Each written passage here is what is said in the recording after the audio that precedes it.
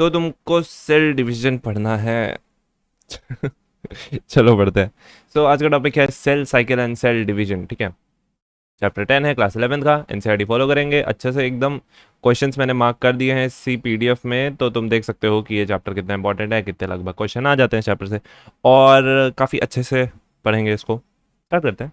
Are you aware that all living organism even the largest start their life from a single cell? तुम भी अपने life के 30 minute single cell ही थे। You may wonder how single cell then goes to so much large organism. Growth and reproduction are the characteristic of the cell. तो cell का एक ही काम है भाई, दुनिया में जब से आया है, ग्रोथ करो, बच्चे पैदा करो, रिप्रोड्यूस करो। Indeed of all living organism, और यही तुम्हारा भी काम है, बस खाते रहते हो और वो तो कर लोगे। तो all cell reproduce by dividing into two with each parental cell giving rise to two daughter cell each time they divide. So क्या होता है कि जब सेल डिवाइड करता है डिवीजन से, तो वो दो में डिवाइड करता है, and each parental cell giving rise to two daughter cell. तो जो पेरेंटल सेल होता है वो दो डॉटर सेल्स को राइज देता है, उनको डॉटर सेल्स करना है, ठीक है। These newly form daughter cells can them self grow and divide, ये भी ग्रो करेंगे एंड फर्दर डिवाइड करेंगे। सो यही होता है सेल की दुनिया में। Giving rise to new cell population that is formed by the growth and the division by the of a single parental cell and its progeny. In other words such a cycle of growth division allow the single cell to form structure consisting of millions of cell. तो ऐसे ये लोग divide कर करके है ना, ये लोग डिवाइड कर करके क्या करते हैं, बहुत बड़ा ऑर्गेनिज्म बना डालते हैं। पेन हो गई है थोड़ी सी मोटी, इसको कर लो थोड़ा सा पतला, बस ठीक है। चलो सेल साइकिल की बात करेंगे अब। तो division, cell division is a very important process of all living organism. During the division of the cell DNA replication cell growth also take place. तो डिवीजन के दौरान ये सब भी हो रहा होता है, डीएनए रेप्लिकेशन होता है, सेल ग्रोथ भी हो रही होती है। सो कई चीज़ें हैं। All these process, that is the cell division, DNA replication, cell growth, hence have to take place in coordinated way। यार कभी भी तो नहीं हो सकता ना, अचानक से पैदा हुआ बच्चा डिवीजन करने थोड़ी ना लगेगा। उसको उसको सीखना पड़ेगा, समझना पड़ेगा, सब देखना पड़ेगा क्या होता है। तो तो मतलब वही सेल पे आ जाओ, सेल पे आ जाओ, इंसानों पे नहीं। तो मतलब सेल अचानक से, मतलब हमेशा उसका एक कोऑर्डिनेटेड वे होगा ना, एक लाइफ साइकिल जैसे हमारी साइकिल होती है, पैदा होते हैं, पढ़ाई करते हैं, नौकरी करते हैं, बुढ़े होते हैं, मर जाते हैं, शादी तो की नहीं। तो मतलब वही है जो एक नॉर्मल साइकिल होती है इंसानों की, वैसे ही सेल की भी एक नॉर्मल सेल साइकिल होती है। तो to ensure the correct division, to ensure the correct division and the formation of the progeny cells containing intact genome, and ये सब कोऑर्डिनेटेड वे में इसलिए होता है ताकि करेक्ट अच्छे से डिवीजन हो, जो प्रोजेनी बने यानी कि जो बच्चे हों वो उनमें सही तरीके से जीनोम वगैरह यानी जो जेनेटिक मटेरियल है वो ढंग से हो, ठीक है, इक्वल तरीके से। The sequence of the events by which the cell duplicates its genome, synthesis the other constituent of the cell and eventually divide into two daughter cell. तो बहुत कुछ होता है यार डिवीजन में, यही पढ़ना है इस चैप्टर में, चिंता ना करो। तो इसी को हम सेल साइकिल कहते हैं। Although cell growth in terms of cytoplasmic increase, cell growth क्या है, इट कंटिन्यूअस प्रोसेस। मतलब देखो सेल ग्रोथ को मैं कोई ऐसा सेल पड़ा हुआ है, मैं उसको कब बोलूँगा वो ग्रो कर रहा है, जब वो अपने साइटोप्लाज्म को इंक्रीज करेगा, इंक्रीज इन साइटोप्लाज्म, और क्या ही मैं इसको ग्रोथ बोलूँगा, है ना। इसका या तो वो डिवीजन करेगा, डिवीजन करके वो दो नए सेल्स बनाता है। तो मतलब दोनों ही चीज़ें लगभग, मतलब सेल ग्रोथ को हम एक तरीके से मानते हैं कि साइटोप्लाज्म में ग्रोथ हो रही है, ठीक है, यही सेल फूलते चले जा रहा है, सेल ग्रोथ हो रहा है ना। So DNA synthesis occurs only during one specific stage of life cycle. तो एक लाइफ साइकिल में ये इतना ग्रो हो जाता है, पता है डिवीजन का रीज़न ही यही है कि वो इतना बड़ा हो जाता है कि अब उसको डिवाइड करने की ज़रूरत पड़ जाती है, क्योंकि वो अब उसके पास इतना साइटोप्लाज्म है कि वो दो ऐसे सेल बना सकता है अपने जैसे। तो सोचते हैं चलो यार कर ही लेते, डिवीजन क्या जा रहा है। तो द रेप्लिकेटेड क्रोमोसोम, मतलब अभी आगे पढ़ेंगे, ये चीज़ भी है इसमें। तो द रेप्लिकेटेड क्रोमोसोम या फिर DNA are then distributed to the daughter nuclear. So the replicated chromosome DNA are distributed to the daughter nuclei by the complex series of events during the cell division. So जो तुम्हारा chromosome है replicate करता है, मतलब एक तरीके से समझो कि अपना आपको कॉपी करके एक नई कॉपी बना देता है नए सेल के लिए, ठीक है, डॉटर न्यूक्लियस के लिए। देखो अब पहले तो एक सेल था, अब दो सेल बन गए, दोनों को सेम सेम डीएनए चाहिए, क्योंकि अगर कुछ और दे दोगे तो वो ऑर्गेनिज्म ही अलग बनाने का। डीएनए क्या होता है, डीएनए में ना तुम्हारा एक बड़ा सा ब्लूप्रिंट होता है तुम्हारी बॉडी का, है ना, उसमें सब लिखा रहता है, इधर पे किडनी इतनी बड़ी, इतना बड़ा लीवर, इतना बड़ा, इतने साइज का, तो सब डीएनए में लिखा रहता है ना, लिटरली। और वो हमारा न्यूक्लियस में जो भी है हमारा सेल रीड करता है उसको, और उस हिसाब से वो मॉलिक्यूल्स बनाता है जो हमारी बॉडी को बनाते हैं। तो ये चीज़ बहुत ढंग से होनी चाहिए, और मैं इतना एक्सप्लेन क्यों कर रहा हूँ, मतलब करना चाहिए, बट हाँ ये रिवीजन वीडियो पर तब भी ठीक है। Okay, so complex series of events during cell division. These events are themselves under genetic control. और ये डिवीजन ये खुद भी जेनेटिक कंट्रोल में है. तो अब पढ़ेंगे फेजेस ऑफ सेल साइकिल. अब सेल साइकिल में सेल की जीवन में क्या क्या फेजेस होते हैं. एक होता है डिप्रेशन, एक होता है तो देखो, अ टिपिकल यूकैरियोटिक सेल, बकवास joke, a typical eukaryotic cell is illustrated by the human cells in culture. These cells divide once in approximately 24 hours. देखो, हर 24 घंटे में डिवीजन करते हैं ये लोग. इनकी 24 घंटों की इनकी ज़िंदगी होती है. However, this duration of the cell cycle can vary from the organism to organism. मतलब 24 घंटों की ज़िंदगी नहीं होती. 24 घंटों में ये एम फेज़ और एक इंटरफेज़ दोनों को कवर कर लेते हैं. अभी देखो, अभी समझ आएगा. मतलब ज़िंदगी तो तब खत्म होगी ना जब मर जाएगा. उसने तो डिवीजन किया है. तो कहा था, हाँ, it can vary from the organism to organism, also cell type to cell type. ये वेरी करता है बहुत ज़्यादा. जैसे अगर हम बात करें ईस्ट की, ईस्ट का है, हाँ ये रहा ईस्ट की बात करें तो ये अपना it can progress through the cell cycle in only about 90 minutes में. ये पूरी साइकिल, यही है तुम्हारी साइकिल, ये पूरी साइकिल कंप्लीट कर कर वापस आ जाता है. तो ये रहता है अपना ईस्ट का. And the cell cycle is divided into two basic phases. देखो, सेल साइकिल दो बेसिक फेजेस में डिवाइड होता है ना. इंटरफेस और एम फेस. क्या रहता है? इंटरफेस और एम फेस. तो इंटरफेस और एम फेस. तो M phase represent the phase when the actual cell division और माइटोसिस अकर्स. यानी कि एम फेज में क्या हो रहा होता है? एम फेज में हो रहा होता है हमारा सेल डिवीजन, है ना. वैसे एक चीज़ नोटिस करो, अपना जो सेल है वो एक तरीके से देखा जाए तो मरता नहीं है ना. मतलब मैंने अभी बोला कि वो मरता है, मतलब देखा जाए तो उसकी सेल साइकिल पैदा होने से शुरू होती है और रिप्रोडक्शन पे ख़त्म हो जाती है हाँ, क्योंकि जब वो रिप्रोड्यूस कर लेगा तब वो दो नए सेल्स बना देगा. अब उसकी खुद की इंडिपेंडेंट, अब ये जो थे, मान लो इसका नाम था चोमू, ठीक है. तो ये जो चोमू था ये तो अब नहीं रहा ना. इसकी ये तो इसके बच्चे हो गए, इसके इनकी इनकी बेटियां हो गई डॉटर सेल्स हो गई. तो ये जो बेटियां हुई हैं ये चोमू की बेटियां हैं. चोमू तो अब क्या कहें, कहाँ गया वो, मतलब वही है, वो दोनों उसकी बेटियां, वो खुद ही है. बट हाँ वही है. इनका जो सेल साइकिल, इनकी साइकिल बहुत अजीब है. इनका रिप्रोडक्शन के बाद ये गायब हो जाते हैं, लापता हो जाते हैं, मतलब वही हो जाते हैं, डिवाइड हो जाते हैं. So M phase represent the, मतलब ये कभी मरते नहीं है. M phase represent the phase when the actual cell division और द माइटोसिस अकर्स. वैसे मर जाते हैं अगर तुम इसको हीट कर दो या इसको तुम कोई इन्वायरमेंटल एक्सपोजर हो जाए, कुछ भी ऐसा हो जाए जो नहीं होना चाहिए, तब ये मर भी जाते हैं. और हमारे बोन मैरो में नए नए स्टेम सेल, नए नए सेल्स बनाते रहते हैं. तो चिंता ना करो, तुम्हारे सेल्स नए नए बनते रहते हैं और पुराने सेल्स मरते रहते हैं. स्किन शेड होती है, कितनी शेड होती है एक दिन में? ऐसा कुछ था ना खतरनाक सा नंबर तो हाँ, कहाँ थे हम? बार बार भटक जाते हैं. भटक जाता हूँ. Mitosis occurs and the interphase represent the phase between the two successive M phase. दो सक्सेसिव एम फेज. देखो, एम फेज के भी बहुत सारे टाइप्स होते हैं, जैसे prophase, metaphase, anaphase, telophase, cytokinesis. तो जैसे ये साइटोकाइनेसिस है, ये एम फेज का लास्ट फेज है एंड प्रोफेज फर्स्ट फेज है. तो ये पूरा पूरा पूरा पूरा पूरा यहाँ से यहाँ तक जो है ये पूरा इंटरफेस है. वही चीज़ बताने की वो कोशिश कर रहे हैं अंग्रेजी में. It is significant to note that 24 घंटा average duration of the cell cycle of the human cell division properly last for only an hour. 24 घंटे की जिंदगी है, 1 घंटे में वो डिवीजन करता रहता है, समझे. तो द इंटरफेस मतलब इतना भी नहीं होता, हमेशा डिवीजन ही नहीं करते रहते. उनकी भी जिंदगी है, जिंदगी जीते हैं, फिर एंड में डिवीजन करके मर जाते हैं. तो इंटरफेस लास्ट अब more than 95% of the duration of the cell cycle. Interphase जो होता है हमारा वो 95% से ज़्यादा टाइम पे रहता है. तुमने देख लिया. The M phase start with the nuclear division. शुरू होता है ये न्यूक्लियर डिवीजन से. न्यूक्लियर डिवीजन को ही कहते हैं karyokinesis, corresponding to the separation of the daughter chromosome. मतलब न्यूक्लियर डिवीजन को क्या कहते हैं? Karyokinesis, karyokinesis. एंड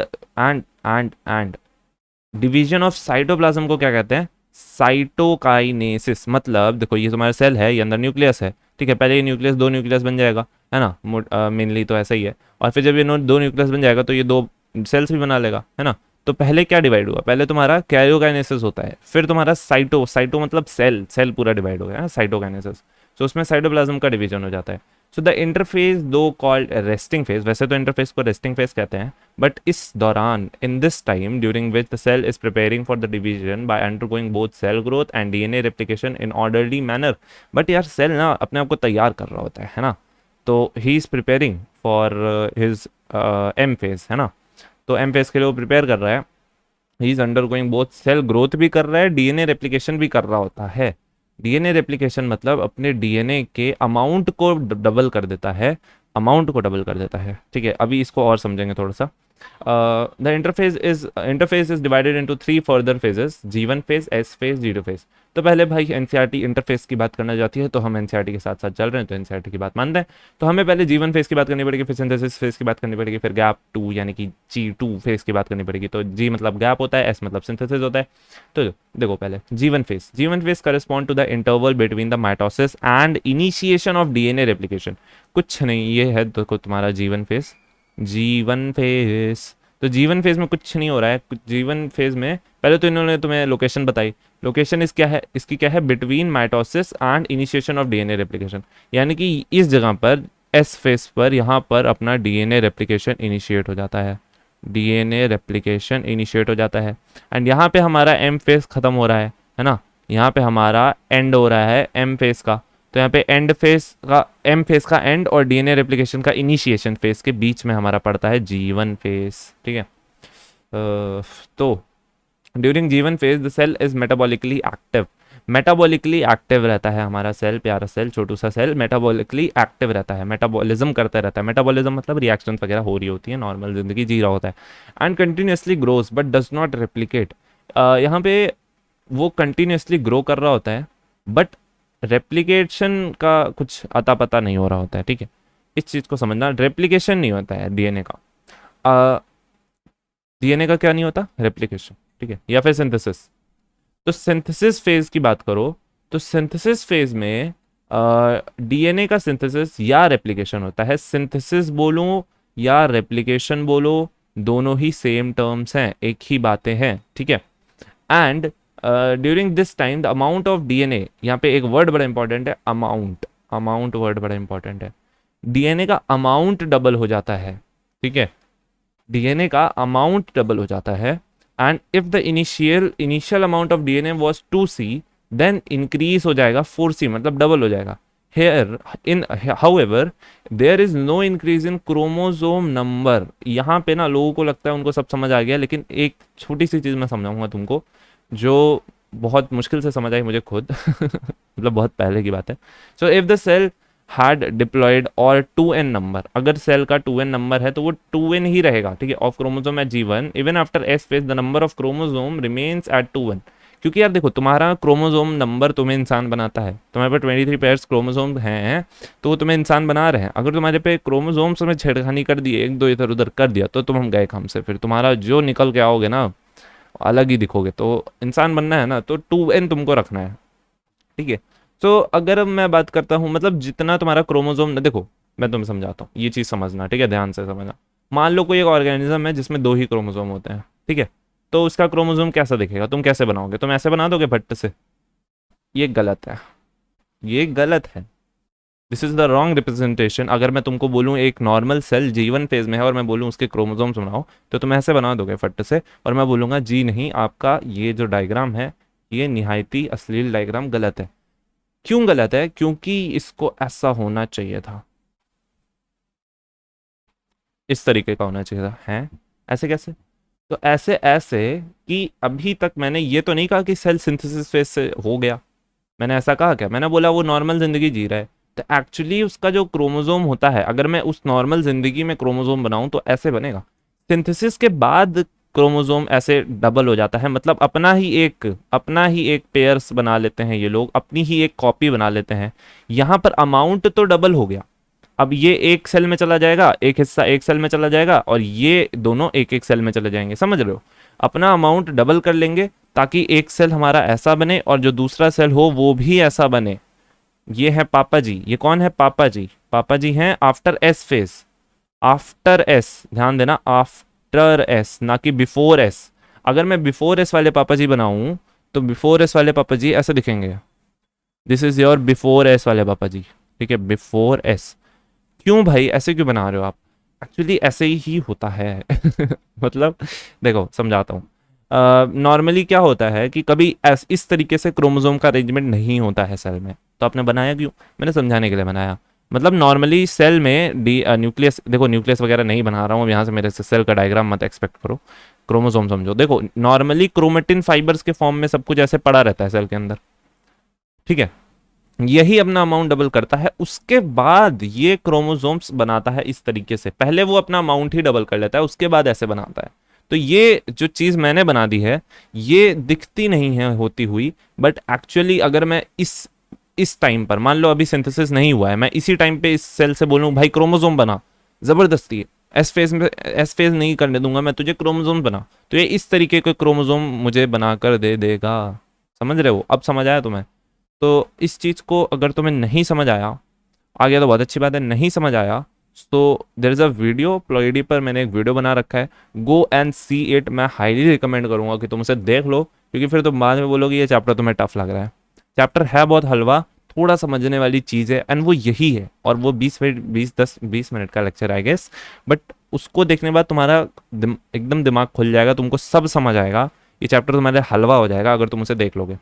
मैं ये नहीं कह रहा तुम कुछ कुछ भी देख लो, कहीं पे यूट्यूब पे कुछ भी देख लो, बस तुम्हें ये कंसेप्ट क्लियर होना चाहिए, तभी तुम्हें ये चैप्टर अच्छे से ग्रिप में आएगा। ठीक है, तो अब देखो कंटिन्यू कर रहा हूँ मैं, इस चीज़ को मैं और एक्सप्लेन नहीं करूंगा इधर, क्योंकि मैं इस पर सेपरेट वीडियो बना चुका हूँ और मैंने लगभग सब एक्सप्लेन कर दिया है, उस वीडियो को इन शॉर्ट में मैंने सब एक्सप्लेन कर दिया। अगर तुम्हें अभी भी नहीं आया ना तो भाई प्रॉब्लम है, तुम्हें माइटोसिस शायद समझ आ जाए, मियोसिस में फिर से डाउट होगा, तो जाके उसको देखो।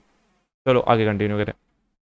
तो in animal cell during S phase के दौरान DNA replication begins in the nucleus and the centriole duplicates in the cytoplasm. देखो दो चीजें हो रही है एस फेज में, दो चीजें हो रही है, पहले तो डीएनए रेप्लिकेशन हो रहा है इन द न्यूक्लियस, एंड सेंट्रियोल भी डुप्लीकेट हो रहा है साइटोप्लाज्म के अंदर, है ना।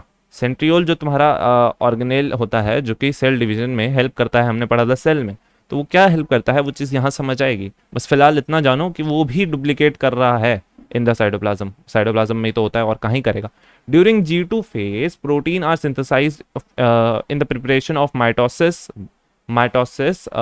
With while cell growth continues. ठीक है, G2 फेज में protein are synthesized in preparation for mitosis, मतलब कुछ जो भी प्रोटीन वगैरह रिक्वायरमेंट हैं, कुछ चेंजेस होंगे जो सेल में, उसके हिसाब से कुछ प्रोटीन सिंथेसिस हो रहा होता है G2 फेज में।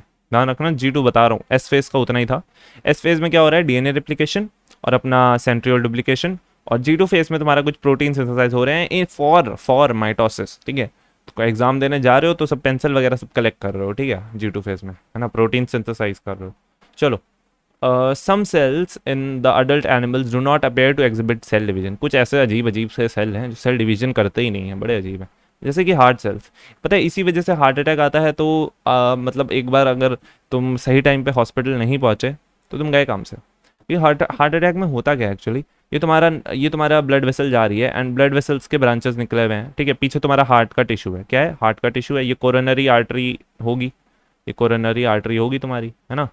कोरोनरी आर्टरी समझते हो, ब्लड सर्कुलेशन आगे है वैसे तो समझ जाओगे, मतलब ऐसे समझो ये एक आर्टरी होती है जो हार्ट को तुम्हें ऑक्सीजन वगैरह और सारे न्यूट्रिएंट्स प्रोवाइड करती है, यानी हार्ट के लिए तुम्हारे रिस्पॉन्सिबल है, हार्ट के नरिशमेंट के लिए रिस्पॉन्सिबल है। इसमें मान लो ब्लॉक हो गया, ब्लॉक क्यों हो जाता है, कुछ ऐसा डिपोजिशन हो जाता है जो सड़ा गला जंक फूड खाने से तुम्हारी बॉडी की हड्डी पसली एक हो जाती है, एंड कुछ डिपोजिशन हो जाता है वेसल में, इसकी वजह से ब्लड आ रहे होते हैं, यहाँ से ब्लड सेल्स आ रहे होते हैं, ये येलो बना दिया ब्लड सेल्स चलो ये आरबीसीज हैं, ठीक है, यहाँ पर आके बेचारे फंस जाते हैं, वहाँ पे कलेक्ट होने लगते हैं, कलेक्ट होने लगते हैं, कलेक्ट होने लगते हैं, कलेक्ट होते होते होते होते होते इतना कलेक्ट हो जाता है कि अंदर टीयर भी हो जाता है कभी कभी, एंड इसकी वजह से यहाँ पर एक तगड़ा वाला ब्लॉकेज हो जाता है। अब जैसे ही यहाँ पर ब्लॉकेज हुआ, अब यहाँ पर जैसे ही ब्लॉकेज हुआ, इससे क्या होगा, यहाँ पे no blood supply, no blood supply, no blood supply, blood supply रुक गई। अब तुम्हारे पीछे जितने भी टिश्यूज हैं, यहाँ पे कुछ टिश्यूज होंगे, कुछ सेल्स होंगे जो बेचारे वेट कर रहे हैं, खून उनका खाना लेकर आ रहा होगा, खून उनका ऑक्सीजन लेकर आ रहा होगा, खून उनका न्यूट्रिएंट्स लेकर आ रहा होगा, मिनरल्स लेकर आ रहा होगा, विटामिन लेकर आ रहा होगा, खून बेचारा वहीं कलेक्ट हो गया, यहीं पे रह गया। तो अब क्या हुआ, ये सब के सब लाइन से मरने लगते हैं, है ना, ये सब मरना चालू हो जाते हैं, सब ये सब हमारे बेचारे हार्ट के सेल्स मरने चालू हो जाते हैं, और एक बार मर गए ना तो फिर से जिंदा नहीं हो पाएंगे। क्यों? क्योंकि ये G0 फेज में रहते हैं। देखो क्योंकि ये डिवीजन नहीं करते, एक बार बन गए, ठीक है, they cell division only occasionally करते हैं, मगर बट बहुत occasionally, as needed to replace the cell that have been lost because of injury और सेल डेथ। करते हैं बट यार इतना नहीं करते जितना हमारे नॉर्मल सेल्स जल्दी जल्दी डिवाइड करते हैं। जो तुम्हारे स्किन के सेल्स कंटिन्यूसली डिवीजन करके नए नए बनते रहते हैं। तो these cells do not divide further and जीवन फेज से एंटर कर जाते हैं इनएक्टिव स्टेज में, जिसे कहते हैं जी नॉट या फिर क्वेश्चंट स्टेज। और एक बार इस साइकिल में आ जाते हैं, इसमें तुम्हारे हार्ट के सेल्स इन्वॉल्व हैं, तुम्हारे ब्रेन के आ जाते हैं, न्यूरॉन्स वगैरह। तो होता क्या है कि यहाँ पे cell division G naught phase पे रुक जाता है। जी नॉट फेज देखो यहाँ पर डायग्राम में दे रखा है। यहाँ पे देखो सेल चल रहा था अपनी नॉर्मल जिंदगी जिंदगी जिंदगी जिंदगी जिंदगी, ओए जी नॉट में घुस गया ठीक है, अब ये आगे नहीं जाएगा, ये अपनी जिंदगी नहीं करेगा आगे, एंड ये यहीं पे रुक गया। इस फेज पे, इस फेज पे, इस फेज पे, इस फेज पे अब ये माइटोसिस करेगा दोबारा? जी नहीं, माइटोसिस भी नहीं करेगा, सिंथेसिस भी नहीं करेगा। जीवन फेज पे मेटाबॉलिकली एक्टिव रहेगा, अपना काम जो इसको मिला है वो करते रहेगा और जिंदा रहेगा। ठीक है, cell in this stage remain metabolically active but no longer proliferate unless call to do so depending upon the requirement of the organism. Obviously requirement है, जब सेल मर रहे हैं तो रिक्वायरमेंट है, बट इतने ह्यूज नंबर में मरना चालू हो जाते हैं कि इंसान नहीं बचता है बेचारा। So in animals mitotic cell division is only seen in diploid somatic cell. तो एनिमल्स में माइटोटिक डिवीजन कहाँ दिखता है? Is only seen in diploid somatic, यानी कि सोमैटिक मतलब क्या होता है? बॉडी, बॉडी, बॉडी, तुम्हारी बॉडी, बॉडी, बॉडी बनाते हो वही बॉडी, तो बॉडी में रहता है तुम्हारे। However, there are few exceptions to this where a haploid cell divide by mitosis। कुछ exceptions हैं, प्लांट में ज़्यादा देखने को मिलते हैं, है ना। For example male honey bee में, मेल हनी बी एक मिल गया तुम्हें, ये तुम याद रखो बहुत अच्छे से, ठीक है। तो मेल हनी बी तुम्हारा एग्जाम्पल है जो कि तुमसे सीधा पूछेगा कि इनमें से कौन सा एग्जाम्पल है जो हैप्लॉइड सेल है मगर माइटोसिस करता है, तो तुम्हारा आंसर क्या हो जाएगा? Mail honey B. सो देखो आगे, against this the plant can show mitotic division in both haploid and diploid cells। ठीक है, तो प्लांट जो है वो तो भाई दोनों ही कर लेता है। From your recollection of examples of alteration of generation in plant chapter 3 identify the plant species and the stages. खुद करो। एम फेज की बात करते हैं। एम फेज, महान फेज, ठीक है, ये महान फेज है। This is the most dramatic period, इसको क्या कहते हैं? मोस्ट ड्रामेटिक, सबसे ज़्यादा ड्रामा ये हो रहा है, end of the cell cycle involving a major reorganization of the virtually all components of the cell.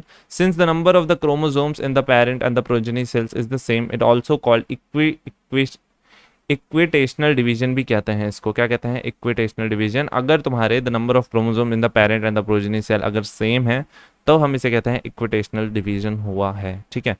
दो for convenience mitosis has been divided into 4 stages. 4 stages में इनको डिवाइड किया गया है। कितने में? 4 स्टेजेस में इनको डिवाइड किया गया है, जिसको कहते हैं कैरोकाइनेसिस। मतलब जो न्यूक्लियर डिवीजन है कैरियोकाइनेसिस, उसको 4 फेजेस में और डिवाइड किया गया है। वैसे कैरियो मतलब न्यूक्लियस होता है, ठीक है। और तो ठीक है, आगे बढ़ते हैं। It is very essential to understand that the cell division is a progressive process and very clear cut lines can not be drawn between the various stages. अभी तो ये लोग कह रहे हैं हमसे कि क्लियर कट लाइन नहीं ड्रॉ करेंगे, लेकिन एग्जाम में क्लियर कट क्वेश्चन ज़रूर आ जाएगा तो अच्छे से समझो। Karyokinesis involves following 4 stages. 4 stages involve रहते हैं तुम्हारे कैरियोकाइनेसिस में। पहला है हमारा prophase, metaphase, anaphase, telophase. Prophase, metaphase, anaphase, telophase, ठीक है। ऐसा बार बार बोले याद हो जाएगा। तो प्रोफेज सबसे पहला, प्रो मतलब होता है फर्स्ट, ठीक है, ये सब फालतू की बात है। So prophase which is the first stage of the karyokinesis of the mitosis follows the S&G2 phase of interphase, ठीक है। तो मतलब ये वही S फेज और G2 फेज के बाद प्रोफेज आया है। So in S&G2 phase, the new DNA molecules are formed are not distinct but intertwined। तो नए जो DNA बने हैं, मैंने कहा था ना कि क्रोमोसोम्स आके बनते हैं जब एम फेज में एंटर करते हैं, तो अभी भी वो इंटरवाइंडेड फॉर्म में पड़े हुए हैं, यानी कि क्रोमेटिन फाइबर के फॉर्म में पड़े हुए हैं, बट सिंथेसिस कर चुके हैं इस फेज में। Prophase is marked by the initiation of the condensation of the chromosomal material. तो यहाँ पर आकर फाइनली ये जो चीज़ है ये क्रोमोसोमल मटेरियल में टर्न होने लगता है, बिकम्स अनटैंगल्ड। देखो ये टैंगल्ड है पूरा और ये अनटैंगल्ड हो जाएगा during the process of chromatin condensation. क्यों होता है यार ऐसा अनटैंगल्ड पंटैंगल? ये इसलिए होता है ताकि इसको ठीक से दोनों सेल्स को दे दिया जाए। देखो ऐसे मेशवर्क की तरह रहेगा तो कितना मुश्किल होगा उसे डिवाइड करना, तो उसे ऐसे अच्छे से अरेंज कर लेता है सेल ताकि उसे ठीक से इधर उधर बांट ले, है ना। So the centrosome which had undergone duplication during the S phase of the interphase now begin to move towards the opposite poles of the cell. तो जो तुम्हारा सेंट्रोजोम है उसने डुप्लीकेशन कर लिया था, याद है, एस फेज में। एस फेज में इंटरफेस के एस फेज में उसने डिवीजन कर लिया था। अच्छा, इंटरफेस क्या होता है? इंटरफेस मैंने बताया था, बस ऐसे जल्दी से बता दिया। यही G1 phase, S phase, G2 phase को साथ में इंटरफेस कहते हैं। क्या कहते हैं? इंटरफेज। यहाँ पे लिख लेना अपनी एनसीईआरटी में, इंटरफेज। ठीक है, चलो आगे देखो। So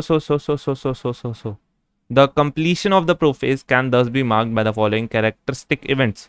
तो completion of prophase कब complete होगा? prophase कैसे पहचानोगे? देखो ऐसे पहचानना, chromosomal material condenses to form compact mitotic chromosomes.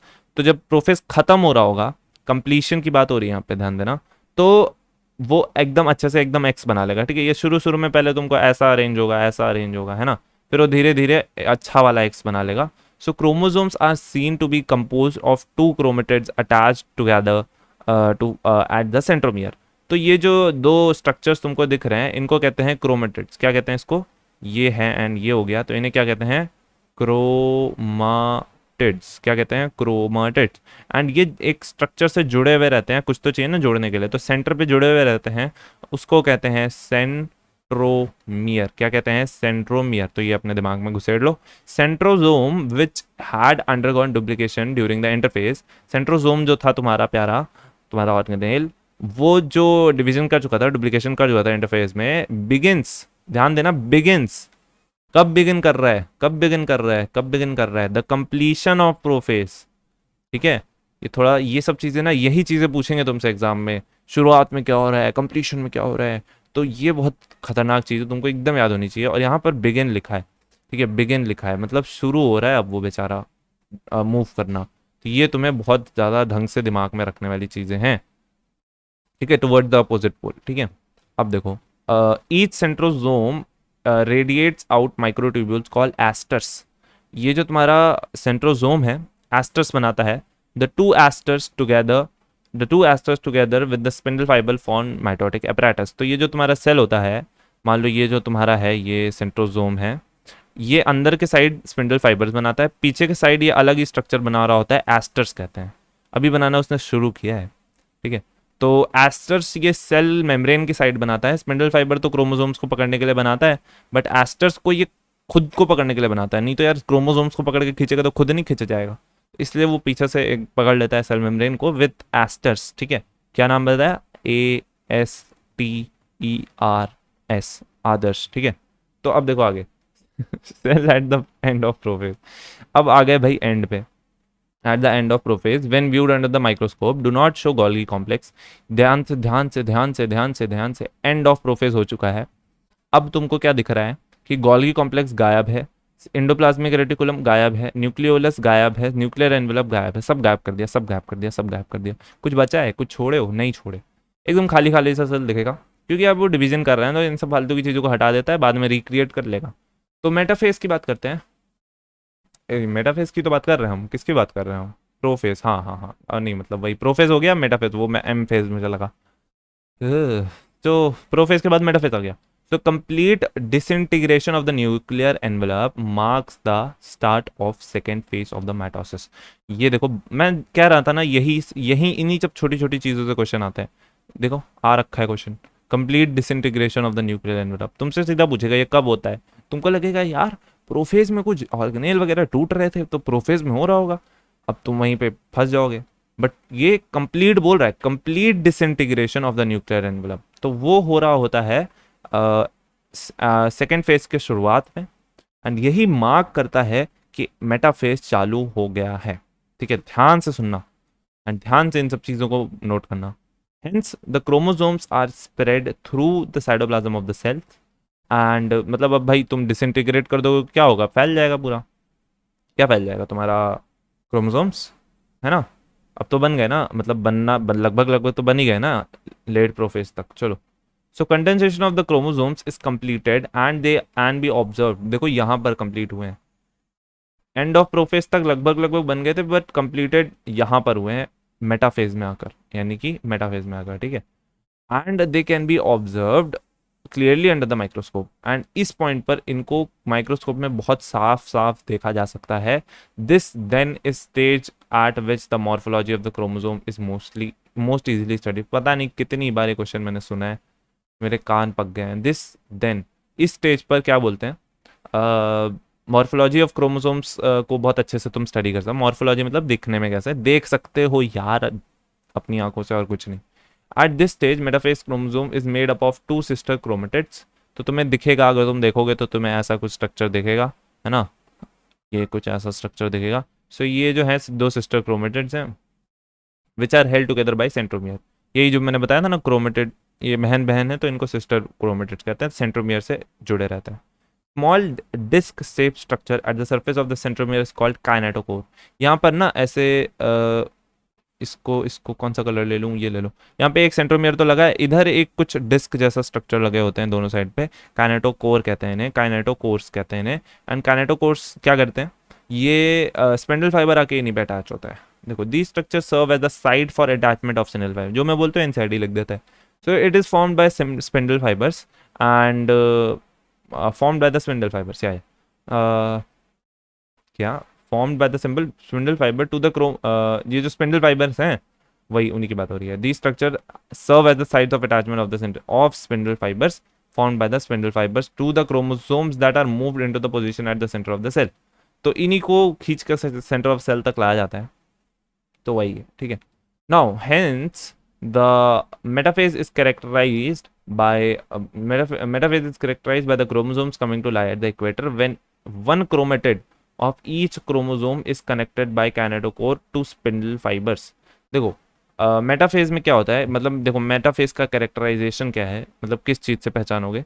इसमें क्या होता है, chromosomes coming to lie at the equator with one chromatid of each chromosome connected its kinetochore to spindle fibers from one pole and its sister chromatid connected by to kinetochore to the spindle fibers from the opposite pole. मतलब नहीं समझे, मतलब अगर तुमको ये diagram दिख रहा है तो देखो यहाँ पे ये क्रोमोसोम है एंड ये क्रोमोसोम का एक पार्ट है एंड ये एक पार्ट है ना.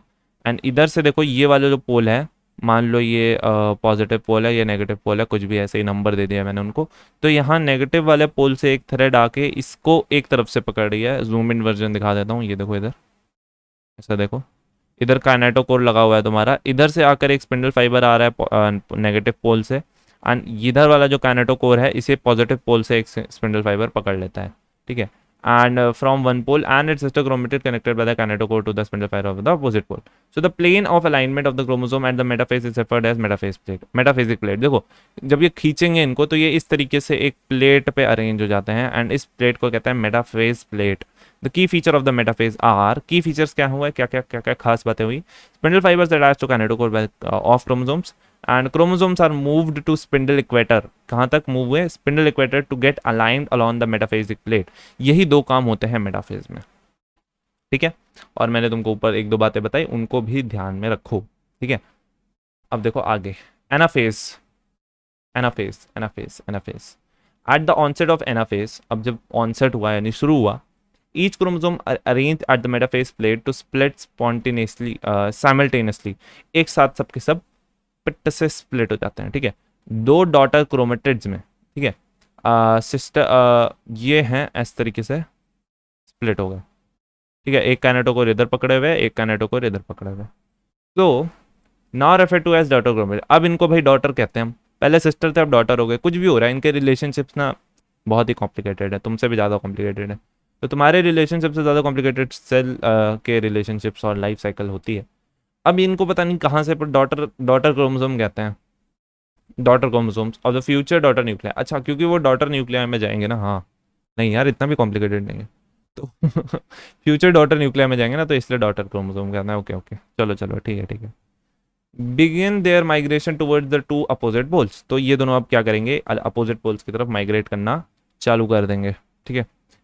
As each chromosome moves away from the equatorial plate, the centromere at each chromosome remain directed towards the pole. Hence, at the leading edge, with arm of the chromosome trailing behind, thus anaphase is characterized by. मतलब ये कह रहे हैं कि जैसे ये इसको किसी ऐसी चीज को रस्सी पकड़ के खींचोगे तो ये इस तरफ बेंड नहीं हो जाएगा. तो वही चीज लिखी है, as the each chromosome move away from the equatorial plate, equatorial plate यही है इसका इक्वेटर यार, इक्वेटोरियल प्लेट से अब दूर ले जा रहे हैं इन सबको, जैसे इधर ले जा रहे हैं ना, एंड इन सबको उधर ले जा रहे हैं, तो ये चीज़ बता रहे हैं। तो इस समय क्या हो रहा है, the centromere of each chromosome remain directed toward the pole and hence the leading edge with the arms of the chrome, मतलब कि इस तरीके का दिखता है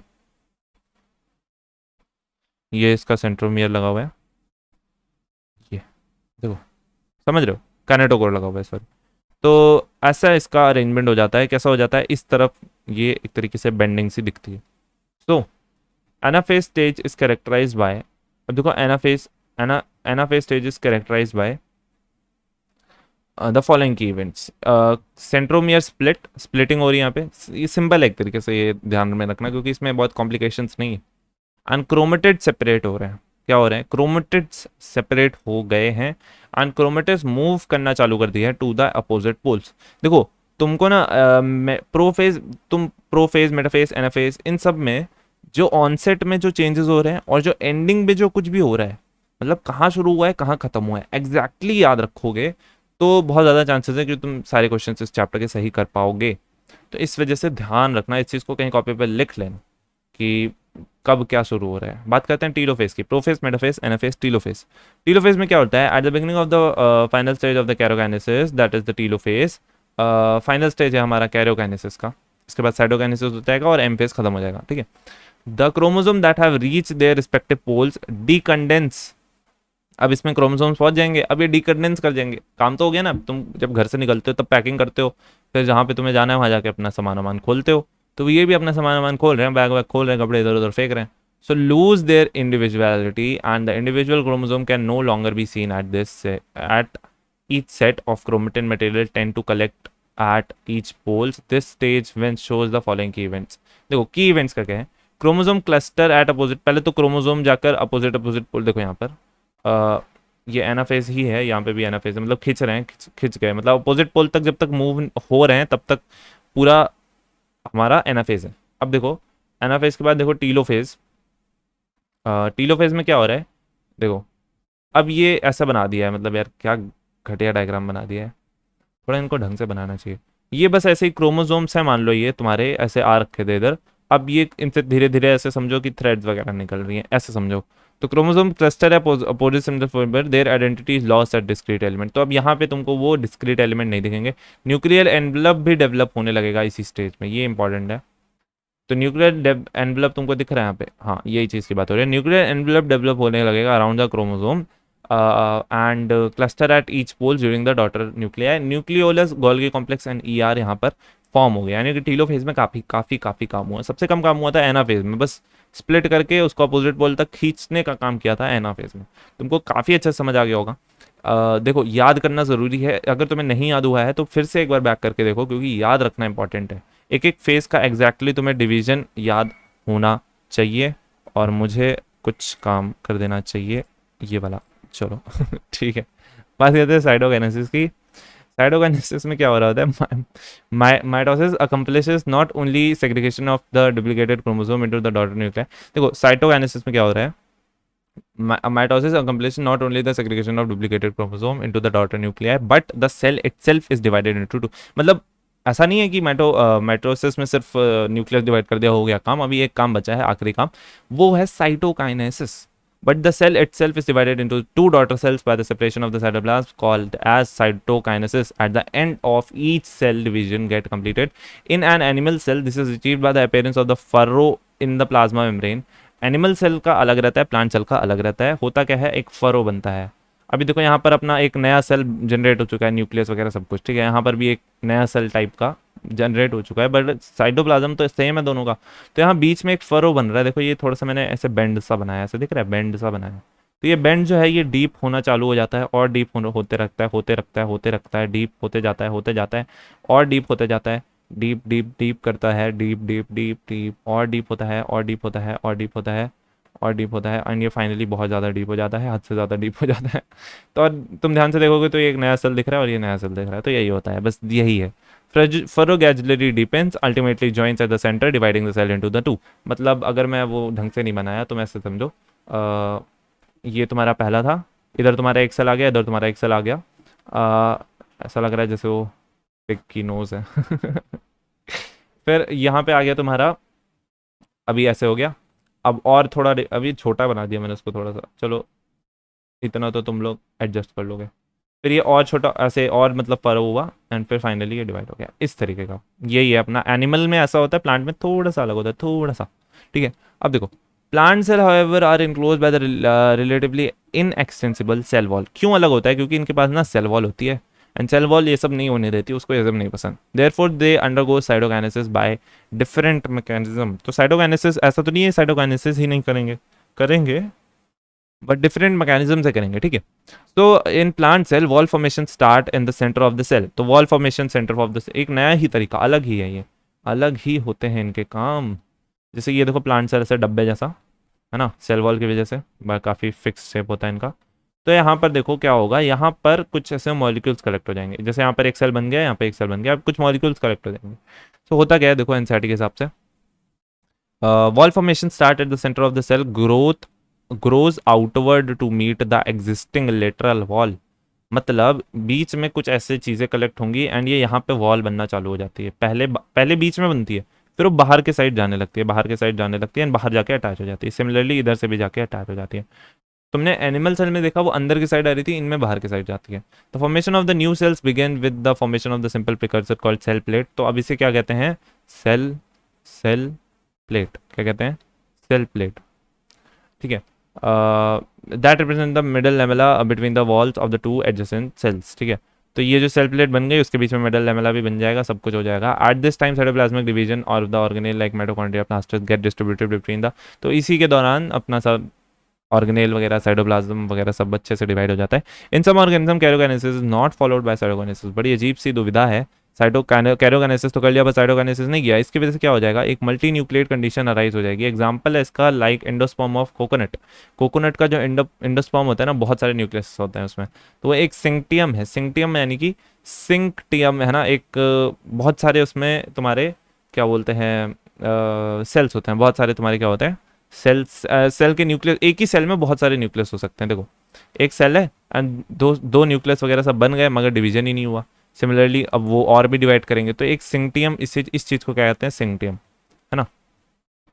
अब बात करेंगे सिग्निफिकेंस ऑफ माइटोसिस। क्या है इस माइटोसिस की कीमत, कीमत की बात करेंगे इसकी। तो माइटोसिस, एक माइटोसिस की कीमत तुम क्या जानो।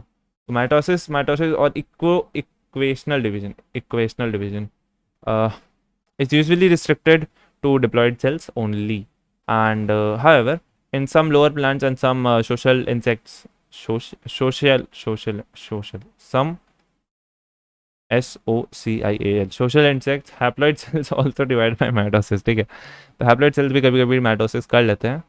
तो इक्विटेशनल डिवीजन, अच्छा ये वर्ड का मतलब क्या है इक्विटेशनल डिवीजन? इसका मतलब जो इनिशियली जितने नंबर ऑफ क्रोमोसोम्स थे वो उतने ही रहेंगे।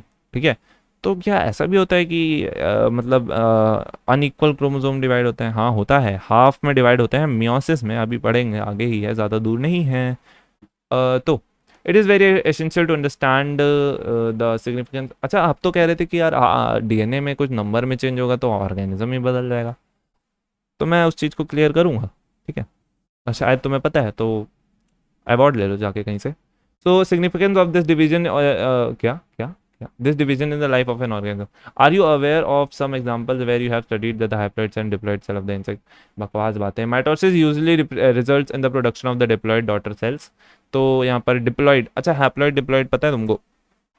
haploid होता है जब जब देखो मैं यहाँ पे बना ही देता हूँ, ये तुम्हारा डिप्लॉयड है एंड ये तुम्हारा हैप्लॉयड है। ये क्या कुछ अलग पढ़ा रहे हो आप? कुछ अलग नहीं पढ़ा रहा हूँ, सब सही पढ़ा रहा हूँ। ये दोनों जो तुम्हारे हैं ये तुम्हारा डिप्लॉयड है, डिप्लॉयड है। ये दोनों तुम्हारे हैप्लॉयड है। जिनको ये चीज़ नहीं क्लियर है, मैं बोल रहा हूँ वीडियो नहीं देखोगे चैप्टर नहीं आएगा, फिर मेरे को मत बोलना, फील नहीं आएगी यार।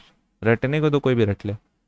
देखो ये तुमको दिख रहा है यहाँ पे 2 क्रोमोसोम्स हैं, एंड यहाँ पे तुमको दिख रहा है यहाँ पे भी 2 क्रोमोसोम है। तो अंतर क्या है? अंतर है उनके अमाउंट में। ये है before S phase, this is before S. मैं इस चीज़ पे इतना जोर इसलिए दे रहा हूँ क्योंकि यही कंफ्यूजन रहती है बहुत से लोगों को, जिसकी वजह से चैप्टर उनको हार्ड लगता है। And this is after S, after S. क्या ये ऐसा कभी सेल हमें देखने को मिल सकता है? जी नहीं मिल सकता, आपको कभी नहीं मिल सकता, क्योंकि वो नॉर्मली बिफोर एस वो क्रोमेटिन फाइबर्स के फॉर्म में अरेंज रहता है। हमने देखा कि प्रोफेज में वो अपना ऐसे फॉर्म में अरेंज होना चालू होता है, तो कभी इस स्टेज में तुमको दिखेगा नहीं। समझाने के लिए उस तरीके से बना रहा हूं मैं। हैप्लॉइड कंडीशन में देखो एक ही क्रोमोसोम है। अब देखो प्लॉइडी कैसे पता करोगे, इस चीज को प्लॉइडी कहना है, हैप्लॉइड डिप्लॉइड। तो तुम ना एक तुमको ट्रिक बताऊं, ट्रिक, ट्रिक TRIC की ट्रिक, ट्रिक बड़े बताते हैं लोग। तो ट्रिक में ये है कि तुम्हारा जो सेंट्रोमियर है उसको गिन लो। यहाँ पे कितने हैं, इस वाले में कितने हैं, दो, इधर कितने हैं, दो, यानी कि सेम प्लॉइडी है, यानी कि 2n। यहाँ पे कितने हैं, एक, यहाँ पे कितना है, एक, तो यहाँ पे प्लॉइडी क्या हो जाएगी, n। खत्म खत्म। तो ये क्या हो जाएगा, हैप्लॉइड, वो क्या हो जाएगा, डिप्लॉइड। ठीक है। तो देखो अब अच्छा, म्योसिस में भी जब क्रोमोसोम नंबर में चेंज होता है तो वो हाफ ही होता है, हाफ होता है वो, ऐसा नहीं कुछ भी चेंज कुछ भी हो रहा है। तो वही चीज़ है, मतलब समझ जाओ, समझ जाओ, समझ जाओ वो क्यों होता है। चलो अभी बता देता हूँ, म्योसिस शुरू ही हो रहा है बस। तो होता क्या है, क्यों होता है, देखो हमारे सेक्स सेल्स ही ये काम करते हैं, क्योंकि after sex and after fertilization, नहीं, at the time of fertilization, जब वो मिलेंगे, जब उनका मुलाकात होगी, तब वो मुलाकात कुछ ऐसी होगी कि अगर मान लो तुमने म्योसिस नहीं किया और तुमने अपने क्रोमोसोम नंबर को हाफ नहीं किया, यानी कि तुमने अपनी प्लॉइडी को हाफ नहीं किया, हैप्लॉइड सेल्स नहीं बनाए, तो क्या होगा, क्रोमोसोम का, तुम्हारी प्लॉइडी डबल हो जाती है उस समय, उस ड्यूरेशन में। मतलब जो स्पर्म होता है उसमें भी 23 क्रोमोसोम होते हैं, पेयर नहीं, सिर्फ 23।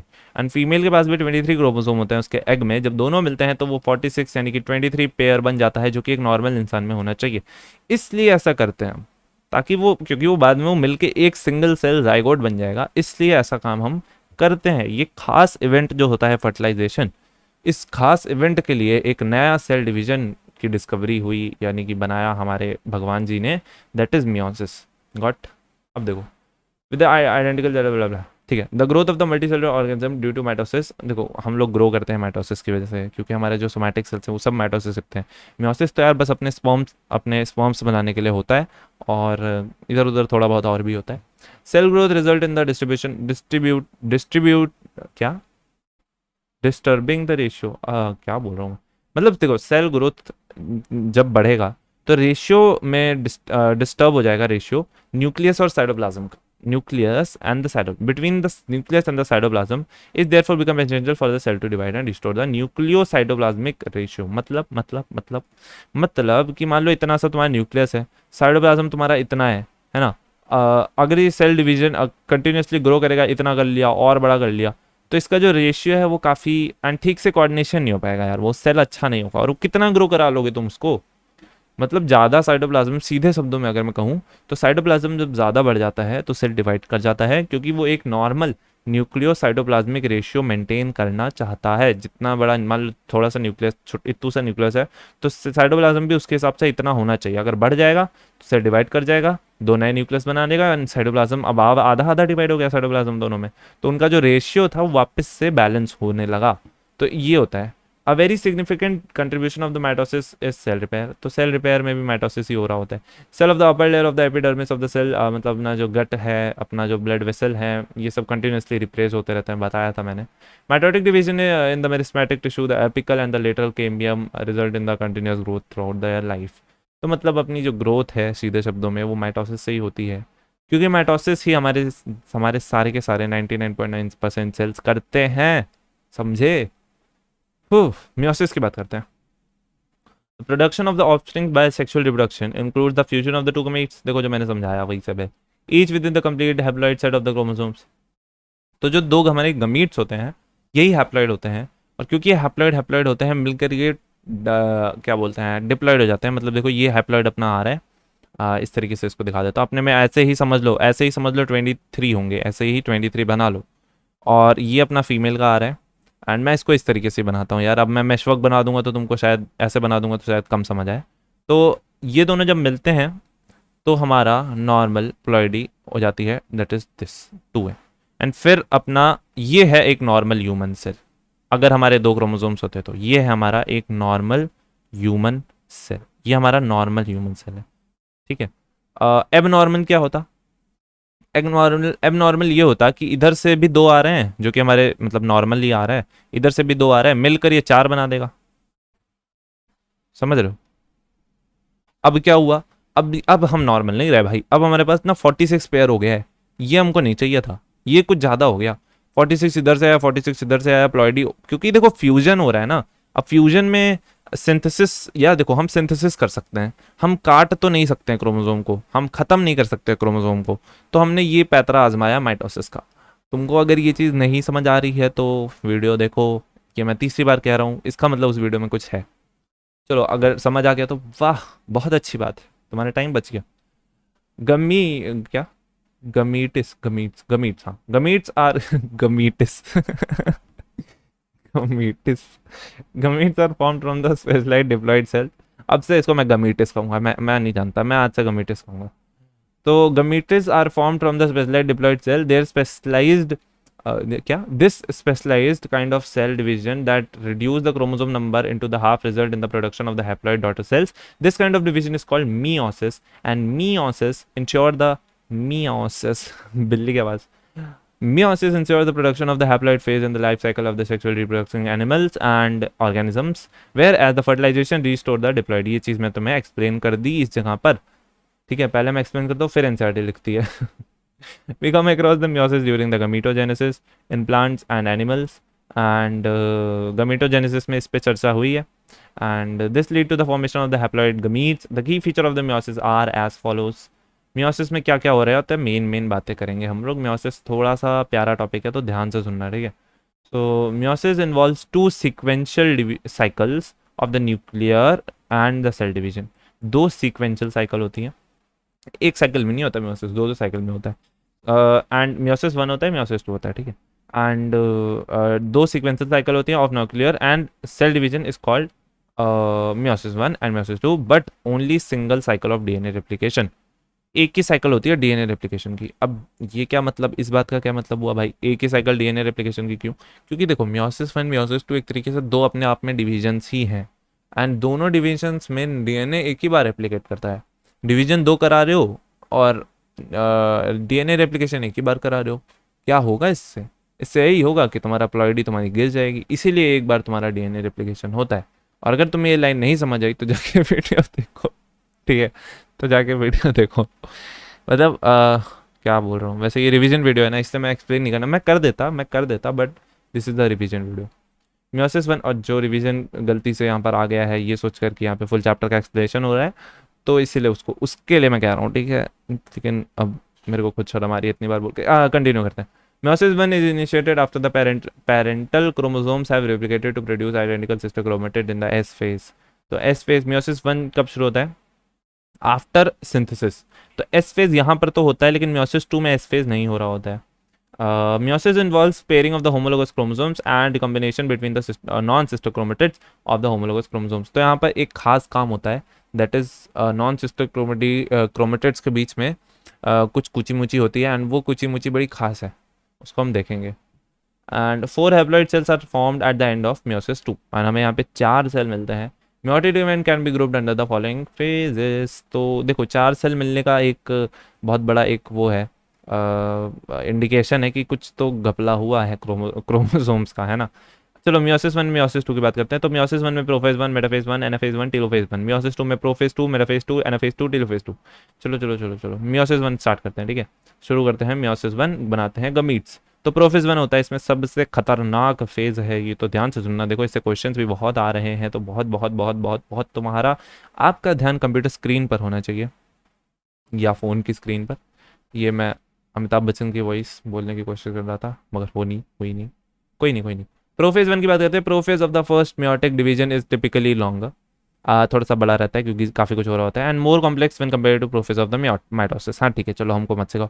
It has been further subdivided into the following phase based upon the chromosomal behaviour. तो इसे फर्दर और भी डिवीजन किया है, जैसे leptotene, zygotene, pachytene, diplotene, diakinesis. Leptotene, zygotene, pachytene, diplotene, diakinesis. Leptotene, zygotene, pachytene, diplotene, diakinesis. Leptotene, zygotene, pachytene, diplotene, diakinesis. मेरे साथ साथ बोलो, diplotene, leptotene, zygotene, pachytene, diplotene, diakinesis. नहीं बोला ना तुमने, बहुत बहुत बहुत बहुत पछताओगे। During leptotene stage the chromosomes become gradually visible under the light microscope. तो लिप्टोटीन स्टेज में chromosomes are gradually visible under the light microscope. तो ये हमको लिप्टोटीन स्टेज में हमें क्रोमोसोम्स यानी कि बनने लगते हैं, तभी तो दिखने लगते हैं।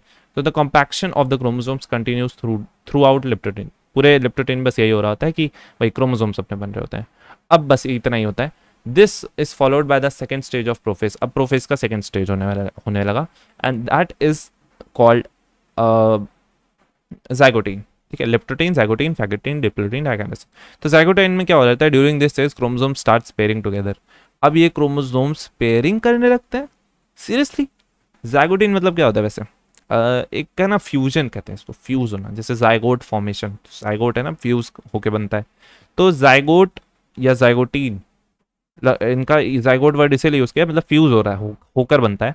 So during this stage chromosomes start pairing together and this process of association is called synapses होने लगता है, and such paired chromosomes are called homologous chromosomes. Electron micrographs of this stage indicate that the chromosome synapses is accompanied by the formation of the complex structure called synaptonemal complex. The complex formed by the pair of the synapsed homologous chromosome is called bivalent. मतलब यही bivalent, देखो तुम्हारे जो दो homologous chromosomes थे, तुम्हारा ये एक क्रोमोसोम था, ही ही कितना गंदा बनाया मैंने, और तुम्हारा जो एक और क्रोमोसोम था ये उस पर चढ़ गया है बुरी तरीके से। और अगर हम इसका साइड व्यू देखें तो हमको कुछ ऐसा दिखेगा। ठीक है, ये कुछ ऐसा दिखेगा साइड व्यू से, एंड इनके बीच में एक समझो एक चिपकाने का काम करता है साइनेप्टोनीमल कॉम्प्लेक्स। कौन है? साइनेप्टोनीमल कॉम्प्लेक्स। इनके बीच में ये जो येलो येलो से बना है यही रहता है साइनेप्टोनीमल कॉम्प्लेक्स। ऐसा क्यों किया, क्यों चिपकाया? देखो क्यों किया। अच्छा, इसी चीज को, ये जो चिपक जाते हैं इसको तुम बाइवेलेंट बोल दो, मैं बुरा नहीं मानूंगा। इसको तुम टेट्राड बोल दो, मैं बुरा नहीं मानूंगा। दोनों ही बातें सही है। ठीक है, and and in pair chromosomes को होमोलोगस क्रोमोसोम्स भी कहते हैं। होमोलोगस क्रोमोसोम्स के बीच में पेयरिंग होती है। ठीक है, होमोलोगस क्यों कहते हैं? देखो होमोलोगस एक होता है लोकाई, एक समझो, ऐसे समझो कि इनके जो same type of genes present होते हैं एक ही पोजीशन पे, तो इसलिए होमोलोगस कहते हैं। चलो उतना डीप में नहीं जाना। बाइवेलेंट कह लो, टेट्राल कह लो, ये हो गया था। However these are more clearly visible at the next stage. Next stage पे काफी क्लियरली विजिबल होगा। The first two stages of the prophase one are relatively short lived, छोटे छोटे से हैं कंपेयर टू, मतलब काफी कम समय तक रहते हैं। एंड नेक्स्ट स्टेज की बात करें तो ये थोड़ा ज्यादा देर तक रहता है, फैकिटीन। फैकिटीन during this Francisca stage, the four chromatids of each bivalent chromosome become distinct and clearly appears as tetrad. इस स्टेज पे देखो ये पूछने वाली बात होती है, क्लियरली मतलब पूछेंगे तुमसे at which stage of prophase 1 the tetrad is clearly visible, है ना, and become distinct. distinct मतलब थोड़ा अलग सा दिखेगा, सबसे अलग, बेस्ट दिखेगा। तो तुम्हारा आंसर जाइगोटीन नहीं होगा, तुम्हारा आंसर फैगिटीन होगा। बट अगर वो तुमसे पूछेगी साइनेप्सिस कहाँ हो रही होती है, तब तुम्हारा आंसर क्या होगा? तब तुम्हारा आंसर होगा जाइगोटीन। तो ये दोनों ही डिफरेंट चीज़ें हैं, तो इस पर ध्यान देना। So this stage is characterized by the appearance of recombination nodules, the sites at which the crossing over। अब यहाँ बनना एक और चीज़ हो रही होती है खतरनाक सी, रिकॉम्बिनेशन नॉड्यूल्स दिखते हैं। ठीक है, तो यहाँ पे तुमसे ये भी हो सकता है रिकॉम्बिनेशन नॉड्यूल्स कहाँ पूछते हैं, ऐसे क्वेश्चन आते हैं। The site at which the crossing over occurs between the non-sister chromatids of the homologous chromosomes। अच्छा, नॉन सिस्टर क्या होते हैं? देखो मैं इनको ना थोड़ा सा अलग अलग करके बताना चाह रहा हूँ। जैसे देखो ये है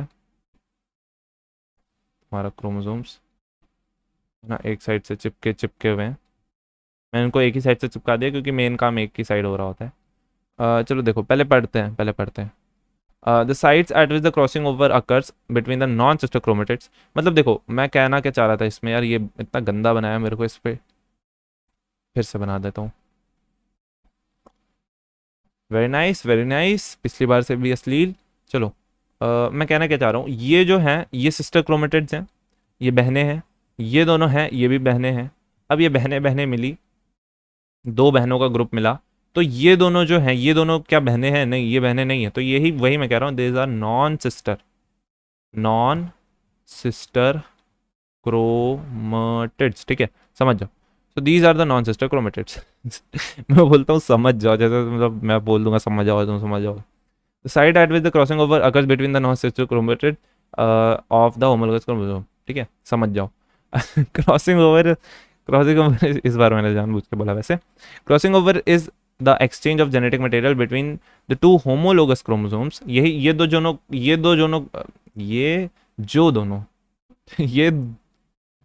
जो दोनों क्रोमोसोम्स हैं इन्हीं को कहते हैं होमोलोगस क्रोमोसोम। इन्हीं के बीच में पेयरिंग होती है, इन्हीं के बीच में टेट्राड बनता है, इन्हीं के बीच में बाइवैलेंट बनता है, इन्हीं के बीच में सब, ठीक है, बस ठीक है, okay. So crossing over is also an enzyme mediated process. इसमें एक एंजाइम इन्वॉल्व रहती है एंड इसको तुम अपने दिमाग में घुसेड़ लो, ठीक है, सब दिमाग में घुसेड़ो और कहीं नहीं।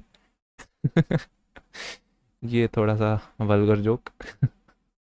तो कहा था crossing over is also an enzyme mediated process, मतलब भाई इसमें भी एंजाइम इन्वॉल्व रहती है एंड रिकॉम्बिनेस एंजाइम इसका नाम है, याद रखो इसे। Crossing over leads to recombination of the genetic material of the two chromosome and recombination between the homologous chromosome is completed at the end of pachytene leaving chromosome linked at the sides of crossing over. Pachytene खत्म हो जाता है ना, recombination हो जाता है। अभी ये रिकॉम्बिनेशन क्या होता है अभी बताएंगे, सब्र करो। बिटवीन होमोलोगस क्रोमोसोम कंप्लीट हो जाता है एंड ऑफ फैकेटीन में, पहले इतना जानो। दूसरी चीज़ ये जानो कि क्रोमोसोम लिंक्ड रहता है at the side of crossing over. देखो होता क्या है, जैसे ये दो क्रोमोसोम्स थे, ये एक साइड जो ये इनका पार्ट है ये एक्सचेंज हो जाता है, एक इधर चला जाता है, एक इधर चला जाता है, जहाँ पर दूसरा था वहाँ चला, है ना। इसको अगर मैं ड्रॉ करना चाहूँ, अगर तुम कहो तो मैं ड्रॉ कर दूँ क्या? कर देता हूँ, इतना प्रेशर दे रहे हो तो। देखो ये, अरे ये क्या बना दिया, गोबर। ट- ट- ट- ट- ट- ट- ट- देखो क्रॉसिंग ओवर के बाद क्या हो रहा होता है, कुछ ऐसा सीन तुमको देखने को मिलेगा। जल्दी बन जा यार, 1 घंटे तुम्हें लग रहा है बनने में। हाय राम, यही बनाते रह जाऊंगा मैं।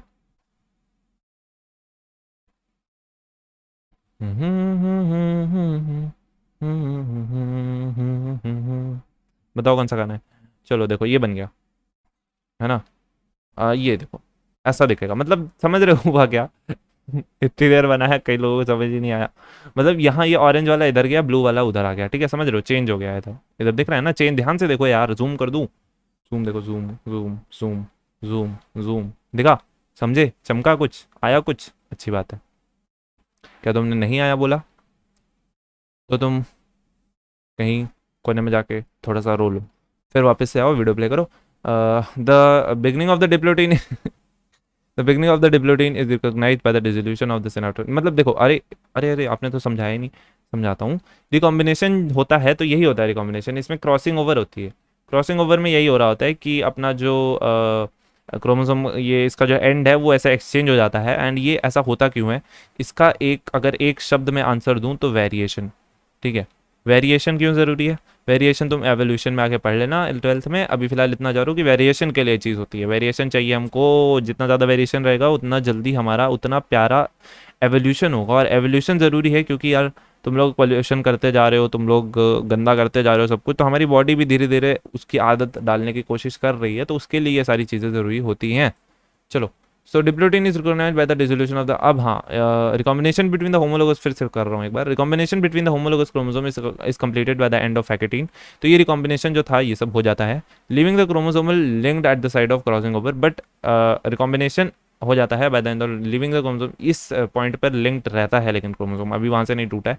अब डिप्लोटीन में टूटना चालू होता है। Diplotene is recognised by the dissolution of the synaptonemal complex. ये जो हमने सिनेप्टोनिमल कॉम्प्लेक्स बनाया था यहाँ पर, ये वाला, ये जो अपना सिनेप्टोनिमल कॉम्प्लेक्स था, इनके बीच में ये तो ये अपना डिसोल्यूट हो रहा है, यानी कि ये सब अब अलग हो सकते हैं। बट क्योंकि हमने क्रॉसिंग ओवर करा दी है, कुछ कुछ हमने करा दिया है, तो वो जो कुछ कुछ हमने कराया ना, उस कुछ कुछ की वजह से उस जगह से वो नहीं टूट पाता है। एंड टेंडेंसी ऑफ द क्या था, complex and the tendency of the recombined homologous chromosome of the bivalent to separate from each other except at the sites of crossovers. तो जहाँ हमने क्रॉस ओवर कराया, यहाँ पे जहाँ ये एक्सचेंज वगैरह करा दिया इस जगह पर, है ना, मतलब ये अगर ऐसे है एंड ये ऐसे है, तो ये जो पॉइंट है तुम्हारा, ये वाला पॉइंट, यहाँ पर ये क्रॉसिंग ओवर हुई है, एंड तो यहाँ पर नहीं हो पाता है अलग, ठीक है। This X shape structure called chiasmata, तो इसी चीज़ को तुम क्या कहते हो, क्याज़माटा। ध्यान से देखो तो ये एक्स एक्स शेप्ड है ना, तो यही जो एक्स शेप्ड स्ट्रक्चर है इसको क्या कहते हैं, क्याज़माटा, के chiasmata. And in oocytes in some vertebrate diplotene can last for months और ईयर्स। कुछ ऐसे हैं अजीब से जानवर जो मतलब हम ही हैं oocytes तो वो उनमें क्या हो रहा होता है, ये काफ़ी महीनों और सालों तक इसी पॉइंट पर रुक जाता है, हमारा डिवीजन रुक जाता है। The final stage of meiotic one, हम जो पर कर रहे हैं इसमें नहीं रुक रहा है, ठीक है। चलो अब कंटिन्यू करें। Final stage of meiotic prophase one is diakinesis, ठीक है। फाइनल स्टेज में डाइकाइनेसिस है। ये कौन सा था, ये डिप्लोटीन था, ठीक है। तो डिप्लोटीन में क्या हुआ, कुछ नहीं, बस वो अपना सिनाप्टोनिमल कॉम्प्लेक्स का डिसोल्यूशन हो गया और क्रॉसिंग ओवर के साइड पे नहीं सेपरेट हुआ, बस।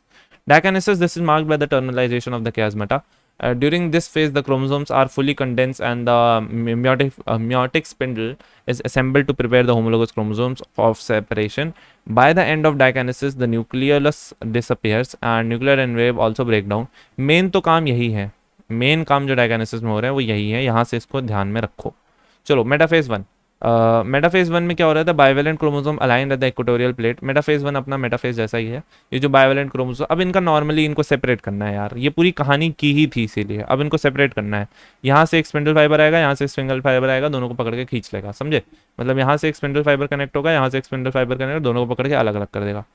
ओके, तो the microtubule of the opposite side, मतलब वही कह रहे हैं। अब देखो सारा अरेंजमेंट हो रहा है जैसा मेटाफेज में अरेंजमेंट हुआ था, अपोजिट पोल पे पहुंच गए थे अपने वो क्या बोलते हैं, सेंट्रियोल्स वगैरह, एंड फिर वहाँ से वो लोग स्पिंडल फाइबर फेंक रहे थे, एंड काइनेटोकोर पे जाकर वो जुड़ जा रहा था ऑफ होमोलोगस क्रोमोसोम्स, है ना। मतलब होमोलोगस मतलब एक ऐसे क्रोमोसोम इधर है एंड जो दूसरा हुआ है वो इधर है, एक आके इससे जुड़ जाएगा, एक आके इससे जुड़ जाएगा। अच्छा, तुमने अगर माइटोसिस ध्यान हो तुमको, तो तुमने उसमें देखा होगा कि एक ही से दोनों साइड से जुड़ा था, और सेंट्रोमियर यानी कि इनके बीच में जो एक डॉट होता है जो इन दोनों को पकड़ के रखता है, इन दोनों सिस्टर क्रोमेटिड्स को, है ना। तो वो जो डॉट था, वो सेपरेट हो जाएगा। सेपरेट क्यों हो जाएगा भाई, क्योंकि यार तुम तोड़ दिए ना, तोड़ दिए तो सेपरेट नहीं होगा क्या, तो वही सेपरेट हो जाएगा। बट इस केस में कोई ऐसा सेपरेशन हुआ नहीं, क्योंकि देखो इसका सेंट्रोमियर तो वही है, इसका भी वही है, तो मतलब यहाँ पे कोई खास सेपरेशन हुआ नहीं। एंड देखा जाए तो यहाँ पे सिंथेसिस कर लिया हमने, बट इसका भी कोई खास मतलब हुआ नहीं, क्योंकि सिंथेसिस हम करते ही हैं ताकि ये उधर चला जाए एंड वो उधर चला जाए एंड प्लॉइडी ना बदले। बट यहाँ पे तुम देखो तो पूरा का पूरा क्रोमोजोम ही चला जा रहा है, एंड ये क्वेश्चन बहुत अच्छा है। तो मतलब पूरा का पूरा क्रोमोसोम ही चला जा रहा है, तो कोई सेंट्रोमियर की स्प्लिटिंग नहीं हुई। अगर तुम बहुत बेवकूफ़ और तुम यहाँ रटने आए हो चीज़ें, तो तुम अपने दिमाग में रट सकते हो कि यहाँ पे सेंट्रोमियर या मतलब इनको जो जोड़ता है, जो होमोलोगस क्रोमोसोम्स को एक बॉल जैसी चीज़ जो जोड़े रखती है, वो सेपरेट नहीं हुआ, क्योंकि पूरा का पूरा क्रोमोसोम ही एक साइड चला गया, दूसरा वाला एक साइड चला गया। तो ये पूरी कहानी की क्यों, ये बस इसलिए की ताकि यहाँ पर वो क्रॉसिंग ओवर हो पाए, ठीक है। देखो ये डायग्राम है घटिया सा एनसीईआरटी का, इसको तुम एक बार देख लो। अब बात करते हैं एनाफेज की, किसकी बात करेंगे, एनाफेज की, ठीक है। ओके। अच्छा, एक चीज़ बताना मैं भूलने वाला था जो बहुत ज़्यादा ही ज़रूरी था, वो ये कि एक बड़ा इम्पोर्टेंस है इस फेज का, कि यहाँ पर ना सिंथेसिस का तो कोई ऐसा रोल प्ले नहीं हुआ, क्योंकि डीएनए कंटेंट में इतना नहीं है, बट एक चीज़ ज़रूर बदली, एंड दैट इज़ प्लॉइडी वो इससे ज़्यादा इंपॉर्टेंट क्या था यार, पूरा इसी के लिए तो कर रहे थे, तो मतलब ये इंपॉर्टेंट था। मतलब देखो यहाँ पर एक होता है, एक वहाँ पर होता है, अपना देखो मैंने बोला था ना प्लॉइडी करने के लिए सेंट्रोमियर काउंट कर लो, तो 1 2 3 4 4 थे यहाँ पे, एक दो वही सेम ही है यहाँ पे भी, यहाँ पे भी। अब फाइनल देखो 1 2, एक सेल में 2 ही हैं, पहले 4 थे अब 2 हैं, प्लॉइडी क्या हो गई, हाफ हो गई।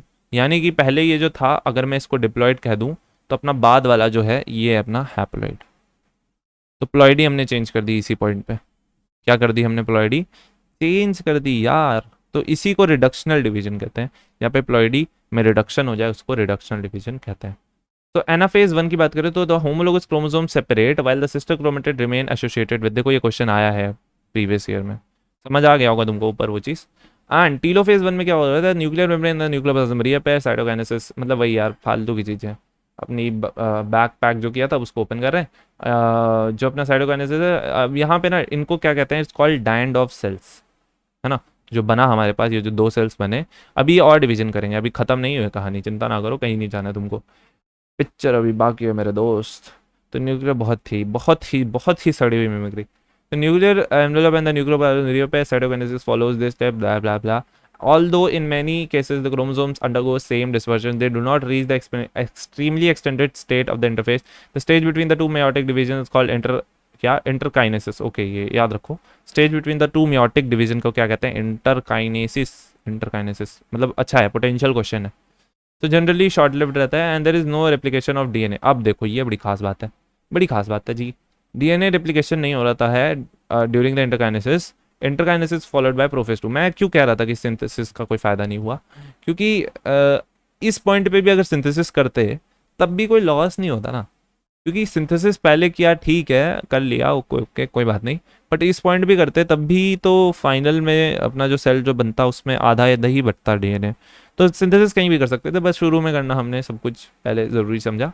तो अब हम लेकिन नहीं करेंगे। अब एक और डिवीजन तो हम करने वाले हैं, मगर हम एक और सिंथेसिस नहीं करेंगे भाई, है ना। तो इसी की वजह से हमारा जो डीएनए है वो आधा आधा बट जाता है, क्योंकि हम मियोसिस 2 में कोई भी डीएनए सिंथेसिस नहीं करते हैं। इस वजह से हमारा ये क्या कहते हैं, डिवीजन तो करने जा रहे हैं बट मियोसिस सिंथेसिस नहीं करने जा रहे हैं डीएनए का, है ना। यानी कि रेप्लिकेशन सिंथेसिस एक ही बात है। आई होप तुमको ये चीज़ बहुत अच्छे से क्लियर होगी। ये मेन चीज़ थी। अगर यहाँ तक तुम्हारे समझ आ गया है तो अब चैप्टर ख़त्म है भाई, तो अच्छी बात है अगर आ गया तो। और और कुछ नहीं। Meiosis 2 is initiated immediately after cytokinesis. Meiosis 2 जो है वो तुरंत शुरू हो जाती है साइटोकाइनेसिस के बाद, usually before the chromosomes are fully elongated in contrast to meiosis 1। Meiosis 2 resemble the normal. ये लगभग इसमें कुछ नहीं है, नॉर्मल माइटोसिस हो रहा है। द न्यूक्लियर मेम्ब्रेन डिसअपेयर्स, तो चिंता ना करो काफ़ी जल्दी खत्म होगा। Nuclear membrane disappears by the end of the prophase 2। The chromosomes again become compact and वही है, पूरी कहानी रिपीट हो रही है। अब मैं इसे बार बार क्यों एक्सप्लेन करूँ? So at this stage, the chromosome align at the equator. The microtubule from the opposite pole spindle get added to the kinetochore of the sister chromatid. Anaphase 2 की बात करें तो it begins at the simultaneous splitting of the centromere of the each chromosome, which is holding the sister chromatid together. यहाँ पर centromere टूटता है भाई साहब। अगर तुम्हें ये समझ आया ना यहाँ तक, तो तुम्हें ये पहले से ही पता होगा कि यहाँ सेंट्रोमियर टूटेगा। Allowing them to move toward the opposite pole of the cell by shortening the microtubule attached the kinetochore। ठीक है, तो इस तरीके से उनका मूवमेंट हो रहा होता है। एंड यहाँ पे तुम ध्यान देना, इस डायग्राम में ध्यान देना। यहाँ पे दो क्यों बनाए? क्योंकि दो ही बने थे ना ऊपर। यहाँ पर सेंट्रोमियर जो है इनके बीच में लगा हुआ वो टूट रहा है क्योंकि ये स्ट्रक्चर उधर जा रहा है, ये स्ट्रक्चर उधर जा रहा है। अच्छा, ये जो सेल है ये कुछ अजीब है यार। ये मतलब ये सेल ऐसा हमारा नॉर्मल ह्यूमन सेल नहीं होता है। अगर क्योंकि मैं तुम्हें ले चलूँ पहले वाले डायग्राम में, तो हमारा नॉर्मल ह्यूमन सेल ये था। अगर मैं इसको ढंग से ड्रॉ करूँ तो इन लोगों ने एक्चुअली इस तरीके से ड्रॉ कर रखा है ना। ये दोनों बड़े वाले अपने होमोलोगस हैं, छोटे वाले अपने अपने में होमोलोगस क्रोमोसोम से। ओके, अगर मैं ये तो आफ्टर एस फेज ड्रॉ करते हैं, पता नहीं किस खुशी में, बट ये लोग बिफोर एस फेज की कहानी बात ही नहीं करते। आफ्टर एस फेज ये ड्रॉ कर रखा हुआ है। अगर मैं बिफोर एस फेज ड्रॉ करूँ तो बिफोर एस फेज कुछ ऐसा माहौल होगा, ये माहौल रहेगा S phase, before S phase. Ploidy same है? हाँ सेम है। ओके, क्या क्रोमोसोम का जो है नंबर वो आधा है? हाँ आधा है, ठीक है, सब सही है। बट एक चीज देखना ध्यान से, ये जो सेल है तुम्हारा, इस सेल को ध्यान से देखो इस सेल को, और ध्यान से देखो अपने बच्चों को। इस सेल के बच्चे हैं ये। इस सेल को देखना जरा, ये कैसा दिख रहा है? इन लोगों ने बड़ा अजीब सा, मैं अपना स्टाइल में बनाता हूँ, ठीक है। ये उसमें मतलब मैं यहीं पे ड्रॉ कर देता हूँ। वो वाला कुछ ऐसा दिख रहा था एंड ये वाला कुछ ऐसा दिख रहा है, समझ रहे हो? सॉरी, ऐसा नहीं, एक दो और है ना। हाँ, अब देखो ये कुछ ऐसा दिख रहा है एंड वो कुछ ऐसा दिख रहा है। मतलब देखो डिफरेंस पता चल रहा है ना तुमको? डिफरेंस क्या है? डिफरेंस ये है भाई साहब कि यहाँ पे प्लॉइडी आधी हो गई है, ये 2n है एंड वो n है। समझे? क्या समझे? नहीं समझे? अब तुम बोलोगे यार प्लॉइडी तो वो बीच में ही आधी हो गई थी। हाँ वही बीच में ही आधी हो गई थी, वहाँ पे भी दिखा देता हूँ तुमको, यकीन नहीं होता मेरी बातों पे। देखो इधर, इसमें कितने हैं? 2, एंड इसमें मतलब वही 2 हैं, इसमें 4 हैं, तो वही वहाँ पे भी आधी हो गई थी। मैं वही चीज़ को फिर से दिखाना चाहता था। बट एक खास चीज़ देखो, यहाँ पे जो क्रोमोसोम्स हैं वो ऐसे हैं, बट यहाँ पे जो क्रोमोसोम्स हैं वो कुछ अलग है।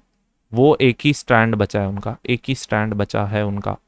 तो यही काम करने के लिए हमने पूरा मियोसिस 2 किया। बस यही एक छोटा सा काम करने के लिए हमने मियोसिस 2 किया कि हम उस स्ट्रैंड को एक सिंगल स्ट्रैंड बनाना चाहते थे, क्योंकि हमें क्रोमोसोम का अमाउंट भी तो मतलब जब वो सेल मिलेंगे तो भाई नॉर्मल सेल दिखने चाहिए ना।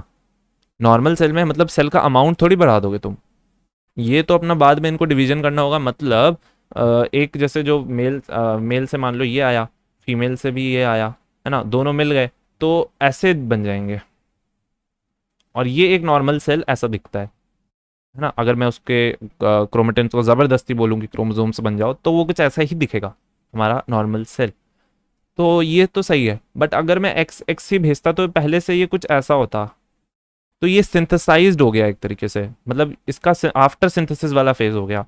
तो अब जब ये सेल अगर मान लो तुम्हारा माइटोसिस मेयोसिस करने जाएगा तो ये फिर से सिंथेसिस करेगा, और कितना ज्यादा डीएनए कंटेंट बढ़ जाएगा यार। मतलब समझ रहे हो, ये अभी 4C ही है और डबल कर लेगा। तो गलत चीज है, ये चीज नहीं होनी चाहिए। डीएनए अमाउंट में बढ़ता चला जा रहा है ना। तो इस अमाउंट को नॉर्मलाइज रखने के लिए ही माइटोसिस में जो डिवीजन होता है वो इस तरीके से किया जाए। मतलब तुम समझ गए होगे इतने इतनी देर तक। तो डीएनए अमाउंट को फिक्स करने के लिए म्योसिस 2 हमने किया, म्योसिस 1 में हमने प्लॉइडी को चेंज करने के लिए म्योसिस 1 हमने किया। So meiosis end with the telophase 2, which the two group of the chromosome once again get enclosed in the nucleus। फिर से वही न्यूक्लियर एनवेलप आएगी एंड ब्ला ब्ला ब्ला सब कुछ यार, वही फालतू की चीजें। अब सिग्निफिकेंस क्या है, क्या सिग्निफिकेंस है, क्या सिग्निफिकेंस है, तुम बताओ मेरे को क्या सिग्निफिकेंस है। हाइप्लॉइड सेल बन के और क्या तुमको चाहिए क्या, और मतलब यही सिग्निफिकेंस है कि meiosis is the mechanical by which the conversion of the specific chromosome into each species is achieved by the cross generation of the sexually reproducing animal, even though the process per se क्या paradoxically results in the reduction of the chromosome number by the half and it also increase the genetic variability। हाँ ये एक खास बात, हाँ हाँ, genetic variability क्यों बढ़ जाती है, वो क्रॉसिंग की वजह से। क्रॉसिंग क्रॉसिंग कराई थी ऊपर, हमने इतनी मेहनत की थी, वो क्रॉसिंग इसीलिए की थी ताकि कि जेनेटिक वेरिएबिलिटी, वही मैं वेरिएशन वेरिएशन चिल्ला रहा था, वही चीज़। In the population of the region from vegetation variation is very important for the process of evolution. तो चैप्टर खत्म, एक लंबी सांस लो। नहीं समझ आया, अगर प्लॉइडी में दिक्कत है, क्योंकि उसके अलावा इस चैप्टर में कुछ समझने लायक है भी नहीं, तो जाकर वो वीडियो देखो और आराम से सो जाओ और कुछ खाना पीना खाओ अगर तुम रात में देख रहे थे ये वीडियो खाने से पहले तो। और मैं क्या फालतू की बातें कर रहा हूँ, फालतू में टाइम बढ़ा रहा हूँ यार। टाइम बढ़ जाने में व्यूज़ नहीं आते, मतलब ये बहुत ही दुख है मुझे इस बात का कि ऐसा होता है। लाइक अगर तुम्हारा वीडियो लंबा है तो कोई नहीं देखता उसे। अलास खैर, वीडियो ख़त्म करते हैं। वैसे एक बात बताऊं, लंबे वीडियो देखो, ज़्यादा फायदे में रहोगे, क्योंकि इसमें ढंग से एक्सप्लेनेशन होती है। Thanks for watching, okay bye, tata, good night, whatever everything, bye bye bye bye bye bye bye bye. Stop क्यों नहीं कर रहे हो, करो स्टॉप। हाँ कर रहा हूँ, 3 2 बाय।